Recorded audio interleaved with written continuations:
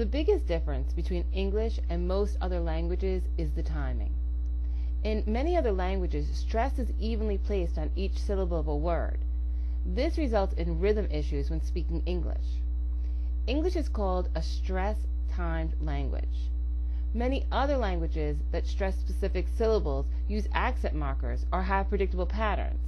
For example, French always stresses or usually stresses the final syllable. Some languages don't even have multisyllabic words, and so word stress may be new to these English learners. American English uses what is known as alternating stress pattern. In a word, we give primary stress to one syllable, and depending on the length of the word, we may have secondary stress, and then there's always one syllable that's unstressed. So there's primary, secondary, and unstressed syllables all in one word. Look at the word banana. There are 3 A's in this word, but only the second A gets its full pronunciation.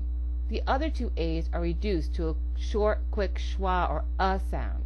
The second A is longer and gets a full A production, so banana. This is how we alternate stress patterns in multisyllabic words. When this alternation is either placed on the wrong syllable or not made at all, it has a tremendous effect on intelligibility. Primary stress of a syllable is carried on the vowel, so that vowel may be lengthened or said louder or produced with a pitch change. Let's look at another example. Pajamas. Again, 3 A's, with 2 being produced as the short schwa or sound, and the middle A getting the full pronunciation. Pajamas. The schwa is a small reduced vowel and is the most commonly heard vowel in the American English. And guess what? There is no written symbol for it in the English alphabet.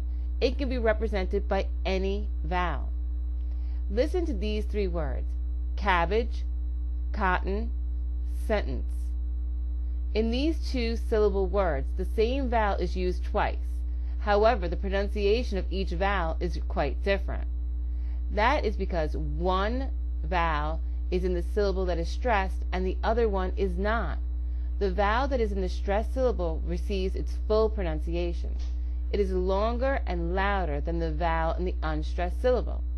In fact, the vowel from the unstressed syllable is reduced to the schwa sound, cotton, sentence. So in these examples, the schwa sound is represented by an A, an O, and an E. Listen as I read the list of the following words and see if you can hear the schwa sound. Atlas. The second A is being reduced to the schwa, atlas. Palace. Illness. Purpose. Minute. Canoe. That one, the first A is being reduced to schwa, canoe. Machine. Offend. The O is being reduced to the schwa, offend. Contains. Suggest. Support. This is one of the reasons why spelling in English is so difficult. It's hard to know what letter the schwa sound is being represented by. Keep listening for good examples of spoken English. Try to note how they are using alternating stress patterns in their speech. Can you mimic their rhythm? Try to mimic the beat in your first language and see if it feels different from your normal rhythm that you would use in your language. This is the feel of spoken American English.